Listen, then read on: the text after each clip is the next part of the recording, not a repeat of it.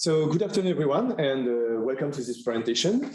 I am Karol Desnos, and today I'm going to present you our DASIP22 publication, which is entitled Influence of the Data Flow Graph Moldable Parameters on Optimization Criteria.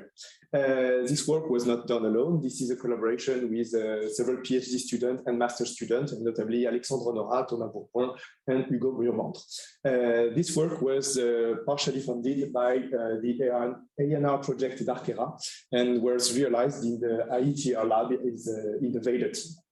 So, what is this about? This paper is about design space exploration. Design space exploration, when you want to design a system and develop a system, you have a flow. You have a development flow and design flow, where you have an application that goes through a design space exploration and compilation framework, and that is deployed to a target, which nowadays is usually a multi-core system. And for each of these steps, you can change many things. You can tune the application and the way it is deployed to try maximize its performance. So for example, what you can do is that you can play with the resource allocation scheme during the design space exploration. So you can choose where you allocate the memory, the computations, the data in the different part of the hardware. And you can also run some optimization heuristics to try to optimize this resource allocation and other part of the application.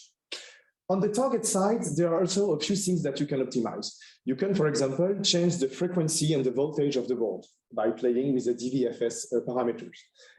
You can sometimes also select the hardware that you want to use. You can select the number of cores or the types of cores that you want to use, the size of the memory that you have if you are using reconfigurable hardware. And when you run your application, you can also select the scheduling policy that you want to use. So real time or not, is it preemptible or not? And this is the kind of things that you can choose on the side of the target when running the application or just before deploying it on the hardware. There are also a few things that you can select on the application side. And actually, there is a lot that you can do on the application side. When you would want to deploy your application, you can select different algorithms that will have the same results, but with different approach and with different complexity. So selecting the appropriate algorithm is an important part of the design space exploration. You can also select the data representation that you want to have. Do you want to have big floating numbers, or do you want to have fixed point integer? And you can also change the way you describe your application to have more or less parallelism. And all of this you can do on the application side. And this is also part of the design space exploration that is usually done manually by the developer of the application. What are the outputs of this design space exploration framework? These are a few outputs that you have when you run your design space exploration. Usually you will observe the latency and the throughput of your application, so the raw performance of your application. You will observe the energy consumption of your application and the power consumption of your application, and also the memory, the amount of memories that you need to use, and the quality of the results that you get at the end of your algorithm. And all of these outputs, all of these metrics, are influenced by all the design choices that you make during the design space exploration. In this presentation and in the associated paper, we will focus mostly on the algorithm part of the design space exploration, so how to make the choices on the algorithm side. And we will use some off-the-shelf algorithms for the resource allocation, and we'll talk about the DVFS a little bit also. So it's a dynamic voltage and frequency scaling. So what are the objectives of the paper? First of all, we want to introduce a new model that enables the developer of an application to specify explicitly the design choices that can be made on the application side, on the algorithmic side. Then we want to use this model as a basis to do an exhaustive design space exploration. So we want from this model that makes it possible to specify the different algorithmic choices available to the user. We want to explore all the possibilities and see what is their impact on the different metrics that we can manipulate. And based on this result, we want to propose a way to classify automatically the impact of the design choices on the different optimization criteria that we are observing at the end of the design space exploration flow. Are the three objectives of the paper. So what are we basing our description on? The basic model that we use to describe the application in our design space exploration framework is the synchronous data flow graph model of computation. In the synchronous data flow model of computation, applications are specified with actors and data port. So briefly, on this graph, each actor is a black box, which represents some computation. It can be seen as a C function, as a C function in C code. So black box that does computation. Each of these functions has some input port and output port. When you want to execute one of these functions, you need to receive some data on the input port of the actor. And once it is executed, it will produce a set of data, some data on its output port. And in this model, the amount of data that you receive and that you produce each time you want to execute one actor is fixed. And this is specified by an integer number on the application graph. To complete the graph, we need a set of FIFO queues that makes it possible to transmit the data produced by one actor to the next. So here, for example, I have a connection, a FIFO connection, first in, first out queue between the read actor and the split actor. So this means that all the data produced by the read actor will be transmitted to the split actor. On top of that, yes, this enables a data-driven execution. So by observing this graph and by analyzing it, I know that I will have a certain number of execution of each actor based on the amount of data produced and consumed by each actor. So here, for example, each time I execute the split actor, it will produce enough data to execute the Sobel actor twice, potentially in parallel. So this is a data-driven execution model. This model can be complemented with a static parameterization. The static parameterization consists replacing the fixed integer production and consumption that I had before with a set of parameters and literal expressions. So here, for example, the read actor no longer produces 720 data tokens, 720 pixels, but instead it produces an image of size h, the height of the image, multiplied by the width of the image. And by using this static parameterization, I can reconfigure statically at compile time my application to change the type of data that is transmitted and the amount of data that is managed by my application. So from this, I have now parameterizable parallelism of my application, because right now the Sobel actor will be executed n times, where n is the parameters that can be used to change the degree of parallelism of my application. So this model is very friendly for the design space exploration, because I have separated all the actors into black boxes, which makes it much easier to map and allocate and schedule the computations of my application on the different cores of the architecture. It also makes it very easy to pipeline the application by cutting the graph in two parts, for example. This model of computation is also very friendly for the memory allocation. Each one of the FIFO that is represented as a graph represents a way to transmit data. And so by analyzing these buffers, I can allocate them in memory. And this makes it very easy to do the design space exploration of the memory allocation. The only bad thing with this model in its current form is that the parameters that I have exposed, for example, here, the degree of parallelism and the resolution of the image that I am playing with, they have to be tuned manually by the developers. I, a developer, I have to change the value of this parameter if I want to try different combination of my application and see how well it goes on the hardware. And this is what we want to change with this contribution. So what did we introduce? We changed the static parameterization and we introduced the concept of moldable parameters. A moldable parameter is a parameter or a set of parameters that does not have a single value at compile time, but that does have a set of values that can be chosen from automatically during the design space exploration. So here, if I take the examples that I have in the previous slide, I still have my three parameters, the height and the width of the image, but now I do not have a fixed resolution for my image. I have the choice between three image resolution. I can choose between the simple definition, HD or ultra HD resolution. And the for n, which is the degree of parallelism of my application.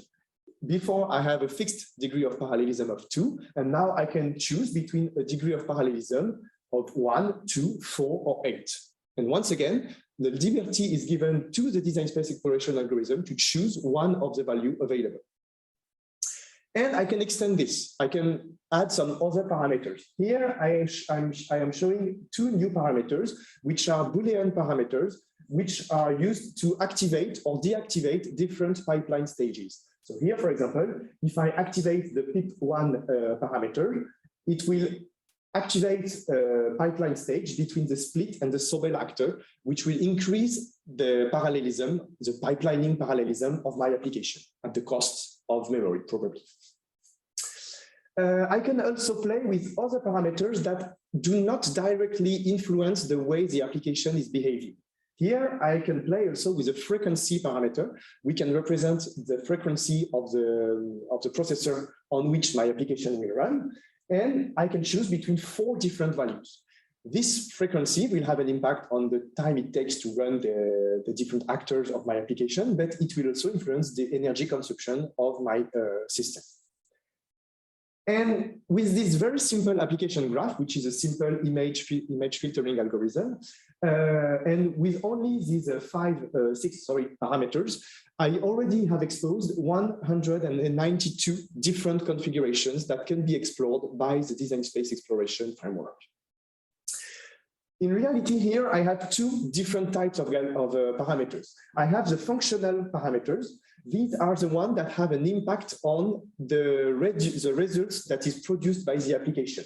So, for example, if I change the resolution of the image that are processed by the application, I will change the quality of the result produced by my algorithm. So here I have a direct functional impact on my application.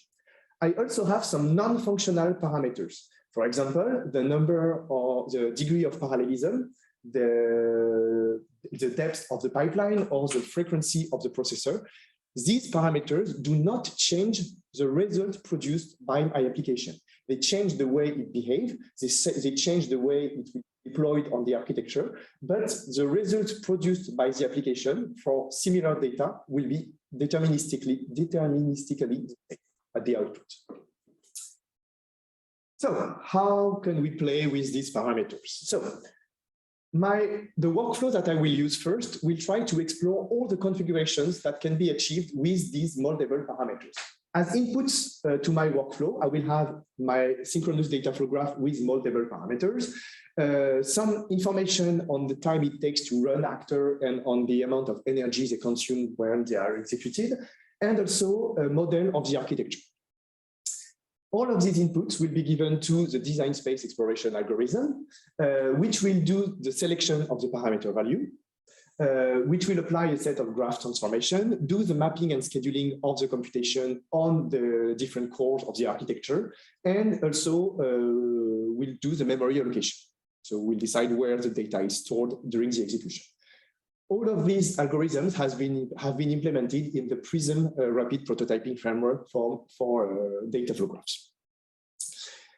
As an output, what I will get is metrics. I will get metrics on the latency of my algorithm, on the throughput of my algorithm, the energy consumption and the power consumption, and also the memory footprint of my algorithm. All of these metrics will be given based on a simulation of the application on the hardware that I am targeting. And finally, from these metrics, what I am interested in is to try to discover the Pareto front of Pareto optimal solutions to my problem. So I'm not interested in all the solutions that I can achieve with this system. I am interested in the solutions that have the best performance, or that offer a good trade-off, or the best trade-off possible among all of them. So, for example, on this very simple graph displayed on the slide, I have a plotted solution depending on their memory footprint and the latency that they offer. And I probably want to minimize the memory footprint, and I probably also want to minimize the latency of the system. So all the solutions plotted in gray are not interesting. The only solutions that are interesting are the ones that are at the frontier of my design space. the one that are plotted in red, because they are the one that offers the best possible trade-offs between the latency and the memory footprint. So this is the workflow that we are using for our experiment. What are the applications that we have studied? We have studied 3 applications. The first one is a Sobel filter, which is a slightly more complex version of the applications that I have shown in previous slides. The second application is a SIFT key point detection algorithm. So this is a computer vision algorithm which detects a point of interest in an image, and that makes it easy to recognize 2 images and to match them together. The last application is also a computer vision algorithm. It is a stereo matching algorithm. The basic principle of this application is that you take 2 images taken by 2 cameras separated by a small distance, and you try to reconstruct the depth information so the 3D information from these 2 images. So these are the 3 applications that we have used.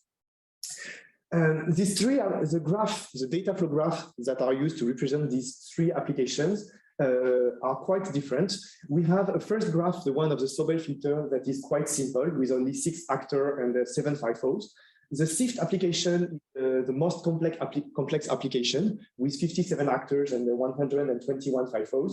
And the stereo matching is in between with 17 actors and 16 FIFOs. What is interesting for us is the number of parameters and configurations that we can achieve, that we can realize with these 3 applications. For the Sobel filter, we have 500 configurations available.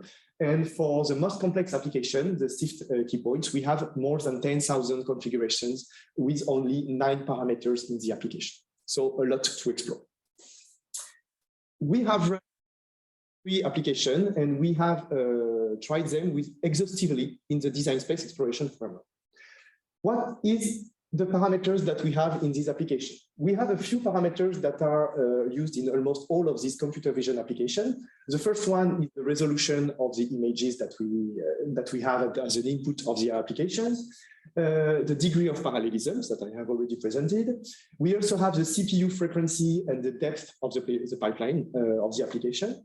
And then we have a few parameters that are specific to application. So for example, for the stereo matching application, the maximum depth of the scene that we can observe is a parameter, a functional parameter of the application. For the SIFT key point matching application, the maximum number of key points that we can detect in an image is a parameter, and the possibility to use an upsampling step as part of the application is something that we can activate or deactivate, and this also impacts the quality of the results that we produce. So, what do the results look like? What do they look like? On this figure, we have plotted the results for a latency of 2. So we have selected pipeline depths among all the possible pipeline depths for this application, for the SIFT application. And we are plotting the results with, on the x-axis, the power consumption of the different solutions that we have reached. And on the y-axis, the throughput, the inverted throughput of the application of the configurations that we have tried. As a third dimension, which is displayed as the color of the point of this figure, we have the memory footprints of the different configurations. On this figure, only the solutions that are on the Pareto front are displayed. All other solutions are not part of the figure for clarity. And here we can clearly see that we have a rich Pareto front where we have a lot of points with very different characteristics. For example, if we have a look at the point on the top left corner, we can see that we have a very good throughput, but a very good power consumption, but a very bad throughput. And on the opposite side, on the bottom right corner, we have solutions with very good throughput, but a very bad power consumption. And we can see that we have a lot of in-between. So this means that we have a lot of interesting trade-offs that are available for the user to choose between. And also we have a lot of different memory consumption. So to be a bit more synthetic, this table represents the number of configurations that have led to a solution on the Pareto front. So for the Sobel filter, which is a very simple application, 21% of the 500 configuration have led to a solution that is on the Pareto front. It's quite a huge number. And if we have other application, we have only 1% of the configurations that leads to a solution on the Pareto front for the SIFT key point, and only 2% for the stereo matching. This is very important for us because this means that if you are tuning the parameters by hand, there is a very low probability that you will find easily one of these points on the Pareto front. So this means that automating this process to make it as easy as possible to find the point on the Pareto front is important for the developer of the system. And so exposing the different configuration to the design space exploration framework is also important. So we didn't stop there because of what's displayed at the bottom of this slide. The time it took 1 minute for the Sobel filter, it's still not a big problem, but for the stereo matching, it took half an hour to test all the 5,000 configuration. And for the SIFT key point algorithm, it took more than 6 hours. It's actually not too bad, but it's too long if you want to do it quite often in your development process. So we need to address this problem. To address this problem, here is what we want to do. We want to do some parameter classification. What is the principle? Starting from the design space that we want to explore with a set of parameters, with a set of different values, what we want to do is just to try a few configuration in this design space. So here in this example, I am selecting randomly four configuration, and I am generating the metrics for these 4 configuration. That the 4, I have the corresponding value in the metric space. What I want to do from this metric is to try to derive to classify the impact of each parameter metric that I am observing. So for example, in this case, parameter 1 has a positive impact on the latency. Or let's say that when I increase parameter 1 from the 4 points that I have shown here, I can classify that parameter 1, when it is increased, is causing an increase of the latency of the system. Parameter 1 is causing a decrease in the latency or in the memory of the system, and it has no clear impact on the energy. Sometimes when I increase the parameter 1, the energy is increasing. Sometimes when I increase the parameter 1, the energy is decreasing. So I have no coherent behavior. The last possible classification is if the parameter has no influence on the metric. Whenever I change the value of this parameter while all other parameters are fixed, the metric doesn't change. And from this classification, I can go back to my design space, and based on this new knowledge on the parameters and on the metric, I can try to find in a clever way the design point that will have some interesting characteristic, and in particular, the design point that will fall in the Pareto front on the designs on the metric space that I am observing. And what I want to do is I want to do that without having to explore exhaustively all the possibilities in my parameter configurations. So, does it work? Is it possible to have this kind of classification? Based on the exhaustive exploration of the parametric space, we have classified the impact of the different parameters on the different metric for the SIFT applications in our experimental set. And with the exhaustive simulation, these are the results that we get. So we can see that all the classes appear in this set. We have some inconsistent behavior, we have some strictly increasing behavior, some no impact behavior, and some decreasing behavior. So all 4 classes actually can be identified in our evaluation. What's very interesting is that if we select only 3 values per parameter, we select the maximum value, the minimum value, and the value in the middle, we can derive this classification with only a single error. So with a very reduced set of simulation, we can have a very good classification of the impact of the different parameters on the different metrics of our system. To synthesize this result, we have tried this with all applications, and we can see that with only 3 values per moldable parameter, we have no error in the classification of the Sobel filter, with only 25% of all configurations that have been simulated. And for the SIFT key point, we have only 1 error in the classification, with only 8% of the design space that has been explored, and no error and only 13% of the design space explored for the stereo match.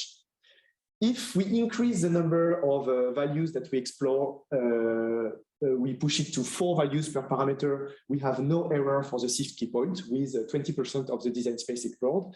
And on the contrary, if we decrease the values that we explore and we only simulate 2 values per parameter, we still have no error for the Sobel filter. We still have a single error for the SIFT key point application, and we have a 4 error with the stereo matching application.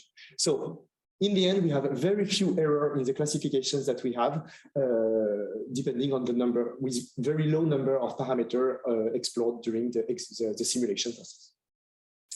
So unfortunately, this is the end of the paper. So to summarize the contribution of the paper, first, we have proposed an extension for the synchronous dataflow model of computation, and we have proposed the addition of moldable parameters, which makes it possible to specify and expose some new design nodes on the application side. And this makes it possible to introduce some functional and non-functional parameters on the application side. Then we have proposed design space exploration that is fully automated and part of the Prism open source tool. And we have shown that in the end, a very small number of all configurations are actually interesting in the sense that a very small number, and in particular less than 20% of configurations that we can explore have a Pareto optimal solution. And finally, we have shown that it is possible to classify the impact of parameters on the different metrics that we get at the end of the design space exploration. This gives us some interesting information that we think could be reused for accelerating the design space exploration in the future, and in particular to accelerate finding the point on the Pareto front. All of this work is integrated as part of the open source Prism tool. So thank you a lot for your attention. And if you have any questions, I will be very happy to answer them. Questions? Yes, I'll go first. What is the model that you use for your parameter? Is it something purely linear, or do you have considered other models? At the moment, we have a list of values. To say if it's trending up, trending down, that would be only linear, or? It's I mean it's a strict relationship. I mean, yeah, it's linear, yeah, completely. How to say that? Maybe the question: how do you classify the points between rising, increasing, decreasing? Because it's not so. How do you do the classifications? Okay. You have a cloud of points. Yeah. Parameters, and you get a cloud of. Yeah, you have a look at the values of the exhaustive values of parameter, or at least the values that you have, and you check that when all the value of all other parameters are fixed. If I increase the value of this parameter, what is the impact on the metric? And you do that also exhaustively. So you check all the values of these parameters with all the values of other parameters. And the relationship has to be strict. So this means that when you have a strictly increasing value, when you increase the value of your parameter, the value of the metric can never decrease at all when the value of your parameter is increased. It can stagnate a bit. So if it is increasing or stagnating, it works. But if it starts to decrease even a little bit, then your classification is incoherent. But we do not draw we do not have a relationship between the, it's not, we don't express the metrics as a function of the parameters. We don't say this is a linear or logarithmic or exponential relationship between the parameters and the value. We only say when this increases, the parameter increases. This would be another step to try to identify the function linking the parameter value to the metric value, which we have not done because the relationship is not simple at all, not linear.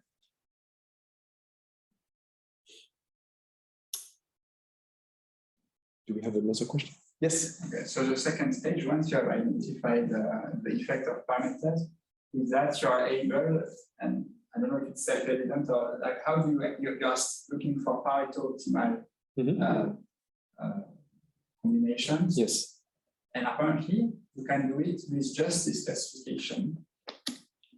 No. No, yes, okay. We did not go to the last step, which is to actually reuse the result of the classification to find the point on the Pareto front. What we do so far is that we identify the relationship between the parameters and the metrics, but we didn't go back to the design configuration to use this relationship to actually identify the point on the Pareto, to try to look for the point on the Pareto front. This would be the next step that we have not done in this paper. Okay, so it's not self-evident.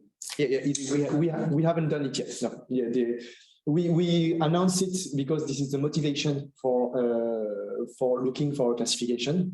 This is why we want to do the classification, but we haven't had the time so far to do this, to go back to the selection of points based on this classification. But there is no reason, I mean, because the classification works, it's only a question of finding the good algorithm to reuse this information to select the appropriate point on the design space. And this could speed up, despite the incoherent parameters that have no clear impact on the metrics. We already have quite a few parameters that have a clear impact on the different metrics, and already with this information, this could already speed up quite a lot the number of configurations that we have to explore to find all the Pareto optimal solutions.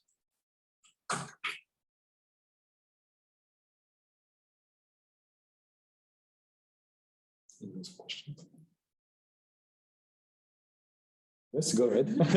So then, because we didn't use the classification, then I missed a step. I thought it was used to reduce and like the number of points per parameter, like in post 3. There is no link between the classification and going down to n equals 3. This is only okay. This is, let's say, this is a developer parameter that to specify the number of configuration that I want to explore to make this classification. The larger the number of parameter, the number of value of parameter I use to make this, the classification, the longer it will take to make this classification. Ideally, can you go back to the slide? Yeah, this is on this slide. In the ideal case, trying only 2 values per parameter would make it possible to have 100% accuracy in the classification. Basically, the larger this value is, the larger the number of values I am exploring per parameter, the larger the number of points that I have to simulate to make the classification is. And of course, I want this number to be as low as possible, because exploring 100% of the C50 points takes 6 hours, while exploring 4% takes only a few minutes. So I want to have the most reliable classification while exploring as few parameters, parameter values as possible, because then I want to feedback with the actual selection of the parameter values and try to select the right values as fast as possible to have the Pareto solutions. Because I was confusing this percentage with the percentage relating to the Pareto front. My next question was, how do you get the Pareto front of all the configuration by only exploring 2, and it's not possible? It's not possible. No, it's not possible. No, we will need to explore a few more solutions, but ideally as few as possible based on the classification to try the Pareto solution. And yeah, maybe finding the exact point of the Pareto doesn't make sense also. Also, if we go back, for example, to the real example that I'm displaying on this slide, we can see that there are actually quite a lot of configurations that produce results that are very, very close to each other. For example, it might not be very interesting to have this whole cluster of values where only the memory footprint is different between them, with very, very small differences in the memory footprint. Probably having only one solution between all of these is sufficient as a developer.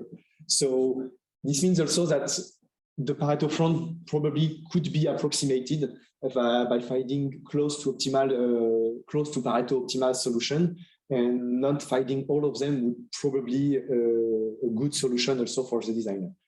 So this means that there is still some things to explore here, and probably by exploring very few points in the design space, we can find some very interesting trade-offs for the developer of the application to select between them.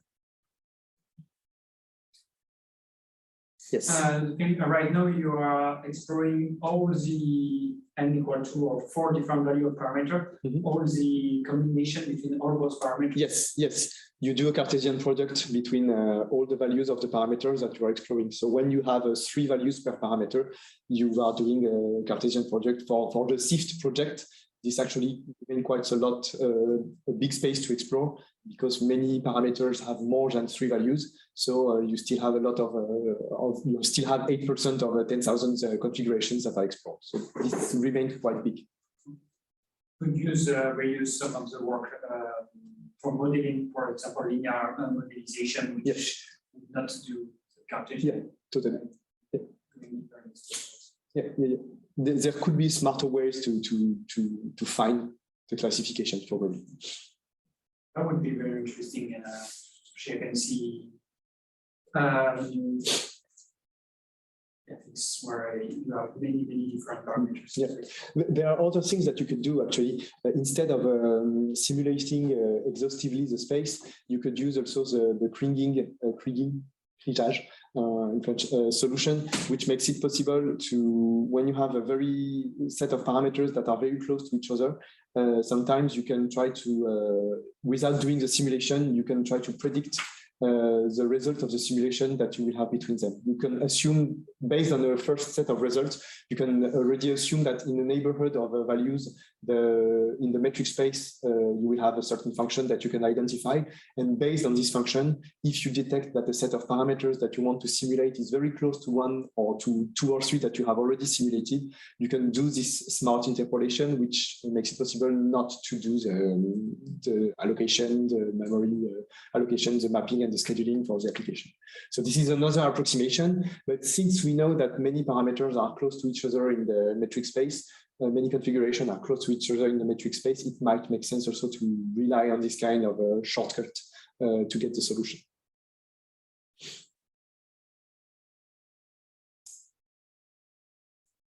Any other question? If you have question online, you can also just unmute your microphone and ask the question. Yes. Can you choose the metrics, or it's set? No, you could choose whatever metrics you want. In this study, we are using the one that we have shown. But for example, you could introduce some other quality of service metrics depending on your application.